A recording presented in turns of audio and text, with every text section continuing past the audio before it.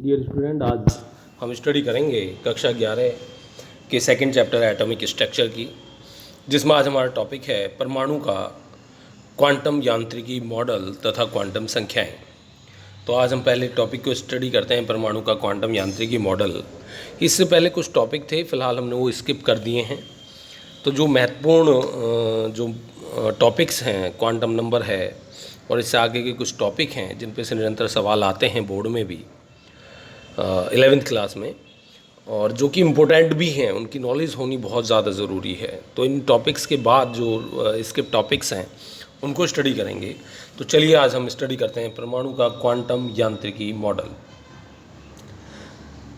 इससे पहले थोड़ा सा मैं इलेक्ट्रॉन के ड्यूअल नेचर के बारे में, यानी द्वैती व्यवहार के बारे में बताना चाहूँगा। जो इलेक्ट्रॉन है वो कण और तरंग दोनों का व्यवहार प्रदर्शित करता है, जिसे उसका ड्यूअल नेचर कहते हैं, यानी एक कण के रूप में भी और एक तरंग के रूप में भी। चलिए तो अब स्टडी करते हैं हम। देखिए, क्वांटम यांत्रिकी वह विज्ञान है जिसके अंतर्गत द्वैती व्यवहार दर्शाने वाले, अर्थात तरंग एवं कण के समान गुण प्रदर्शित करने वाले सूक्ष्म कणों जैसे इलेक्ट्रॉन आदि का अध्ययन किया जाता है। यानी जो क्वांटम मॉडल है, इसमें जो सूक्ष्म कण हैं उन्हीं का अध्ययन किया जाता है। इस यांत्रिकी ने परमाणु के नए मॉडल को जन्म दिया, जिसे क्वांटम यांत्रिकी मॉडल कहा गया। यह मॉडल श्रोडिंगर तरंग समीकरण पर आधारित है। अब हम देखते हैं श्रोडिंगर तरंग समीकरण है क्या। इसे केवल लिखने के लिए आ सकता है कि श्रोडिंगर तरंग समीकरण को लिखिए, उससे ज़्यादा डिटेल की आपको आवश्यकता नहीं है। हाइड्रोजन परमाणु तथा श्रोडिंगर तरंग समीकरण। देखिए, हाइड्रोजन परमाणु के लिए श्रोडिंगर समीकरण को हल करने पर इलेक्ट्रॉन के संभव ऊर्जा स्तर तथा उसके संगत तरंग फलन प्राप्त होते हैं।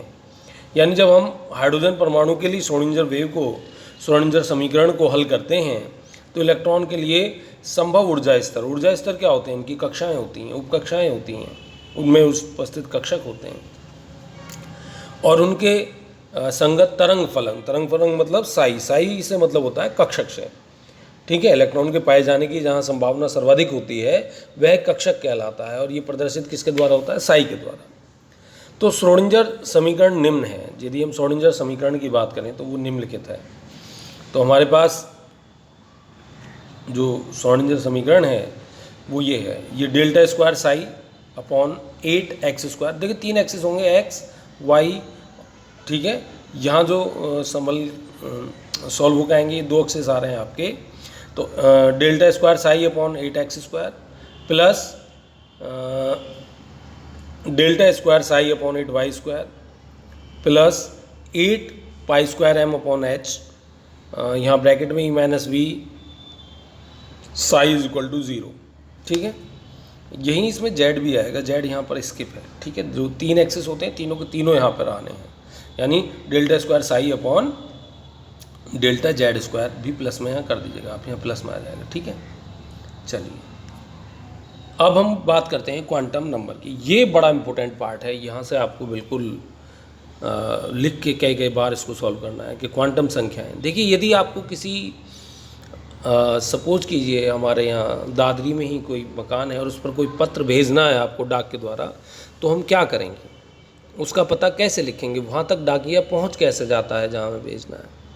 तो हम बताएंगे जी कि उत्तर प्रदेश है, उत्तर प्रदेश में जिला गौतम बुद्ध नगर है, जिला गौतम बुद्ध नगर में दादरी है, और दादरी में मकान संख्या ये है।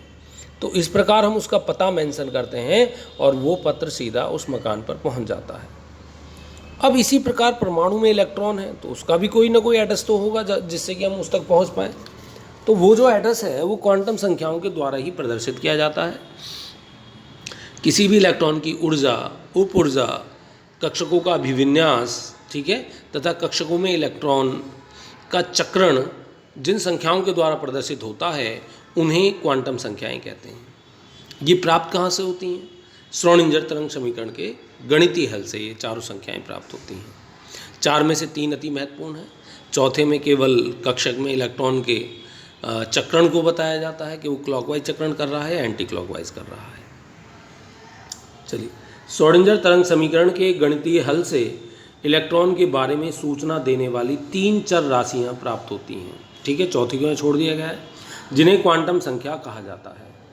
श्रोडिंगर तरंग समीकरण के गणितीय हल से उसका गणितीय हल निकाला जाता है। इलेक्ट्रॉन के बारे में सूचना देने वाली 3 चर राशियां प्राप्त होती हैं, जिन्हें क्वांटम संख्याएं कहा जाता है। अतः परमाणु में इलेक्ट्रॉन की ऊर्जा तथा स्थिति को प्रदर्शित करने के लिए प्रयोग की जाने वाली संख्याएं क्वांटम संख्याएं कहलाती हैं। यानी कोई भी आपके पास परमाणु है और उस परमाणु में इलेक्ट्रॉन की ऊर्जा और उसकी स्थिति को प्रदर्शित करने के लिए प्रयोग की जाने वाली जो संख्याएं हैं वही क्वांटम संख्याएं कहलाती हैं। ध्यान रखिएगा, परमाणु में इलेक्ट्रॉन यानी जो क्वांटम संख्याएं हैं वो किसकी हैं? इलेक्ट्रॉन की हैं, ना कि परमाणु की। बात समझ में आ रही है? यानी जब भी हम क्वांटम संख्याओं की बात करेंगे तो क्वांटम संख्या किससे संबंधित है? इलेक्ट्रॉन से संबंधित है। और किसके बारे में बताती है? वो परमाणु में उपस्थित इलेक्ट्रॉन की ऊर्जा स्थिति को प्रदर्शित करती है। ऊर्जा और उसकी स्थिति को, 2 चीज़ ध्यान रखिएगा कि परमाणु में इलेक्ट्रॉन की ऊर्जा और स्थिति को प्रदर्शित करने के लिए जो संख्याएं प्रयोग की जाती हैं वे क्वांटम संख्याएं कहलाती हैं। क्वांटम संख्याओं का प्रयोग किसी भी इलेक्ट्रॉन के लिए डाक के पते की भांति होता है।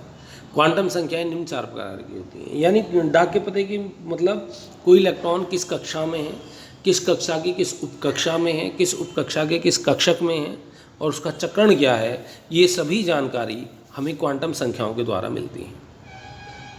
तो क्वांटम संख्याएं निम्न 4 प्रकार की होती हैं, जिसमें नंबर 1 है मुख्य क्वांटम संख्या, नंबर 2 है दिंगसी क्वांटम संख्या, नंबर 3 है चुंबकीय क्वांटम संख्या और नंबर 4 है चक्रण क्वांटम संख्या। तो हम सबसे पहले बात करेंगे मुख्य क्वांटम संख्या की, प्रिंसिपल क्वांटम नंबर की। देखिए बहुत ही इंपॉर्टेंट है क्वांटम संख्याएं। तो सबसे पहला इसमें पॉइंट है कि इसे n के द्वारा प्रदर्शित किया जाता है, स्मॉल n। जो मुख्य क्वांटम संख्या है इसको किससे प्रदर्शित करते हैं? हम स्मॉल n से प्रदर्शित करते हैं। सेकंड है हमारा n एक धनात्मक पूर्णांक होता है जिसका मान 1, 2, 3 आदि हो सकता है। n का मान कभी भी शून्य नहीं होता। n एक धनात्मक पूर्णांक यानी इसका हमेशा मान 1, 2, 3, 4 इस तरीके से होगा। n का मान कभी भी शून्य नहीं होगा।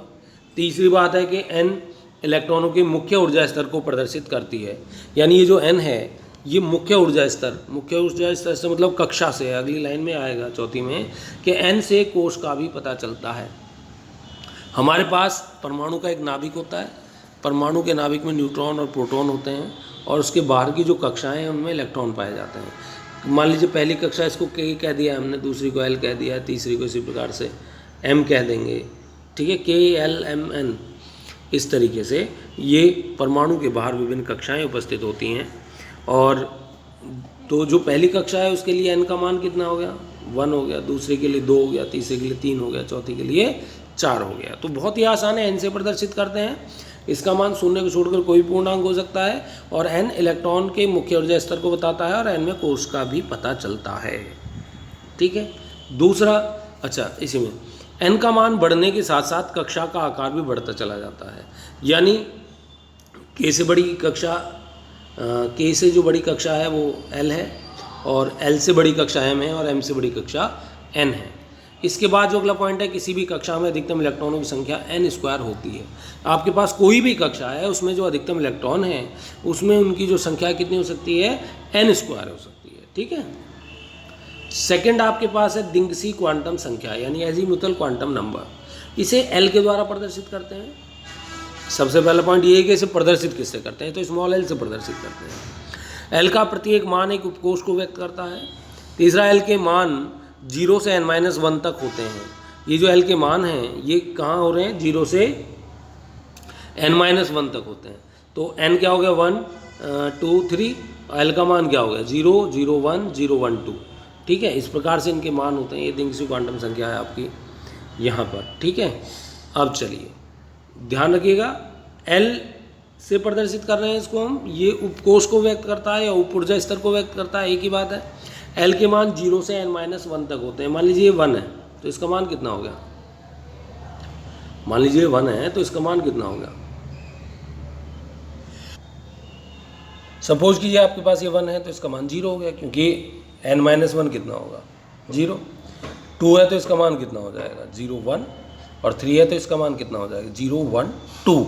यानी जो आपके पास n है उससे एक अंक कम, इसके मान होंगे, लेकिन क्रमशः होंगे, 0 से लेकर निरंतर होंगे। यानी l के मान शून्य भी हो सकता है, जबकि n का मान शून्य नहीं हो सकता। अब हमारे पास जो नेक्स्ट पॉइंट है कि l के भिन्न भिन्न मानों द्वारा व्यक्त किए जाने वाले उपकोष निम्न प्रकार हैं। यानी ये जो l है ये उपकोष बताता है, वो कोष बता रहा था, कक्षा बता रहा था, यानी कक्षा के अंदर एक सब कक्षा है, सब सेल है। तो उपकक्षा कितनी होती हैं? 4 प्रकार की होती हैं, S, P, D तथा F। ठीक है, उपकक्षा कितने प्रकार की होती है? हमारी 4 प्रकार की होती हैं, S, P, D, F। और ये किस पर निर्भर करती हैं? L पर। L की संख्या ही कक्षा को निर्धारित करती है। यदि L का मान 0 है तो S उपकक्षा जिसका मान है गोलाकार, यदि 1 है तो P उपकक्षा, P का जो शेप है वो डंबल शेप है। यदि L का मान 2 है तो उपकोष हो गया D, द्विडंबलाकार। यदि L का मान 3 है तो उपकोष हो गया F, यानी इसकी संरचना कैसी होगी? जटिल। तो 4 प्रकार के उपकोष हैं जो कि L पर निर्भर करते हैं। L का मान 0 तो S, L का मान 1 तो P, L का मान 2 तो D और L का मान 3 तो F। इसी प्रकार से 5वां पॉइंट है कि किसी कोष में संभावित उपकोषों की संख्या कोष की संख्या के बराबर होती है।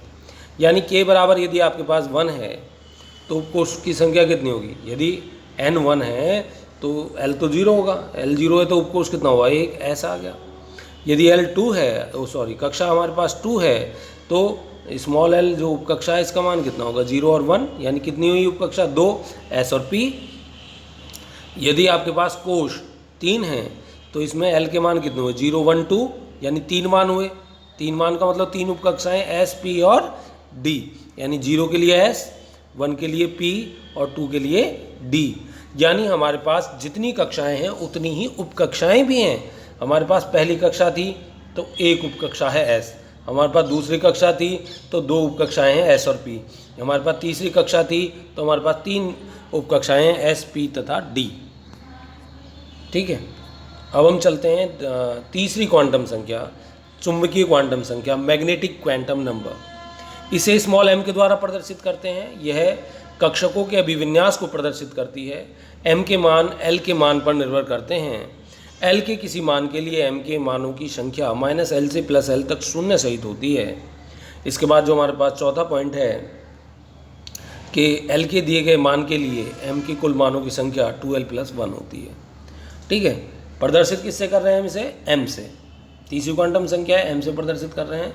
ये क्या बताती है? कक्षकों का अभिविन्यास, यानी कक्षक आपका x अक्ष पर है, y अक्ष पर है या z अक्ष पर है। ठीक है, तीसरा है आपका m के लिए l के मान, जो m के मान है ये किस पर निर्भर कर रहे हैं? l पर। और l का यदि कोई मान दे रखा है तो m के मान -l से +l तक शून्य सहित हो सकते हैं। ये +l से -l तक भी कहे जा सकते हैं। तो l के दिए गए मान के लिए m के कुल मानों की संख्या 2l + 1 होती है। यदि आपको l के मान दे दिए गए हैं और m के मानों की संख्या निकालनी है तो वो 2l + 1 होगी। इस फॉर्मूले से हम वो ज्ञात कर सकते हैं। इसका हम देख लेते हैं आगे प्रयोग कैसे करना है। देखिए टेबल आपको सारा वो समझा देगी। सपोज कीजिए आपके पास उपकक्षक है S। एक मिनट, यहाँ से हम पेन ले लेते हैं, अब ठीक आएगा। ये सपोज ये आपके पास उपकक्षक है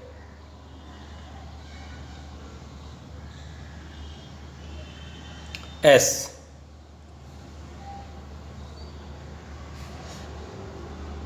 S है आपके पास। ठीक है, तो S में m का मान -l से +l तक, m के मान कितने होंगे? l यदि 0 है तो m के मान भी 0 आएगा। और m के मानों की कुल संख्या l कितना है? 0। 2 में 0 की गुणा हुई +1, 2 में 0 गुणा कर दिया आपने +1 तो 1 आ गया। इसी प्रकार P उपकक्षा क्या है हमारे पास? P, यानी l का मान कितना हो गया P के लिए? 1। तो m का मान कितना होगा? -1, 0 + 1, -1, 0 + 1 हो गया।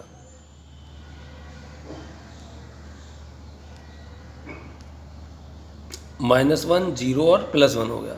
तो हमारे पास टोटल मान कितना है? 3, यानी 2l + 1 से निकाल सकते हैं इनको। कक्षा जो है आपकी, उपकक्षा जो है आपकी D, इसके लिए l का मान कितना हो गया? 2, यानी कि -l, -1, 0 + 1 + 2। तो m के मानों की संख्या कितनी आ गई? 5 आ गई। यानी जो D उपकक्षा है इसमें कक्षक कितने होंगे? ये जो m है ना, ये कक्षकों की संख्या बताती है। ठीक है, और F में कितने कक्षक आ गए, इसी प्रकार से 7 कक्षक आ गए हमारे पास। तो इस प्रकार से हम एक उपकक्षा, यहाँ देख सकते हैं आप उपकक्षाएँ इधर, इनके लिए L का मान ये आ गया और L के लिए M के मान ये आ गए और M के मानों की संख्या ये आ गई। M के मानों की संख्या जो है ये कक्षकों की संख्या बता रही है कि हमारे पास कितने कक्षक उपस्थित हैं। चलिए अब हम देख रहे हैं कि हमारे पास उपकक्षा है, उसमें कक्षक हैं, M के मान जो हैं वो उपकक्षा की संख्या बताते हैं। अभी हमने देखा कि S के लिए M के मान कितने आए थे, S के लिए जो M के मान आए थे वो आए थे 1। तो S के लिए कितने कक्षक हैं, 1। P के लिए कितने कक्षक हो गए, M के मान कितने थे, 3, यानी +1, 0, -1। वहाँ हमने बात की थी -1 से लेकर +1 तक, लेकिन यदि आप कक्षक प्रदर्शित करेंगे तो आप प्लस से ही प्रारंभ करेंगे, माइनस से प्रारंभ नहीं करेंगे। आपके पास उपकक्षा है D, इसमें 5 हैं, +2, +1, 0, -1, -2। इसी प्रकार से F में कितने हैं, 7, +3, +2, +1, 0, -1, -2, -3। इसमें आपके इलेक्ट्रॉन यहाँ प्रदर्शित होंगे। अब नेक्स्ट जो हमारे पास क्वांटम संख्या है, स्पिन क्वांटम नंबर है, इसे S के द्वारा प्रदर्शित करते हैं, ठीक है। और M के किसी भी मान के लिए S के 2 मान हो सकते हैं। यदि आपके पास M है और उस M के किसी भी मान के लिए ये M लिखा हुआ है, ठीक है, M मतलब मैग्नेटिक क्वांटम संख्या। M के किसी मान के लिए S के कितने मान हो सकते हैं, +1/2 और -1/2, यानी 2 मान हो सकते हैं। तीसरा, यह S कक्षक में इलेक्ट्रॉन के घूर्णन की दिशा को, यह जो है S नहीं है, यह कक्षक में इलेक्ट्रॉन के घूर्णन की दिशा को दर्शाता है, यानी +1/2 यानी क्लॉकवाइज, -1/2 यानी एंटी क्लॉकवाइज। तो यहाँ से क्या है, इलेक्ट्रॉन का घूर्णन हो रहा है। तो इस प्रकार हमारी जो क्वांटम संख्याएं हैं, यानी एक कक्षक में जो सबसे महत्वपूर्ण बात यहाँ निकल के आती है कि एक कक्षक में 2 इलेक्ट्रॉन हो सकते हैं, वो भी विपरीत चक्रण वाले, एक क्लॉकवाइज रोटेट करेगा और एक एंटी क्लॉकवाइज। ऐसा होता क्यों है, देखिए जब भी कोई इलेक्ट्रॉन मूव करता है तो वहाँ एक चुंबकीय क्षेत्र डेवलप हो जाता है और वो नॉर्थ पोल को सपोर्ट करता है, मतलब डेवलप करता है। तो दूसरा जो इलेक्ट्रॉन है वो यदि दूसरी डायरेक्शन में घूमता है तो वो दूसरे पोल को जनरेट करता है। और यही कारण है कि एक कक्षक में समान आवेश के 2 इलेक्ट्रॉन उपस्थित हो सकते हैं, जबकि समान आवेश एक दूसरे को प्रतिकर्षित करते हैं। तो इस प्रकार आज का हमारा ये वीडियो यहीं समाप्त होता है। फिर मिलेंगे नए वीडियो के साथ। धन्यवाद।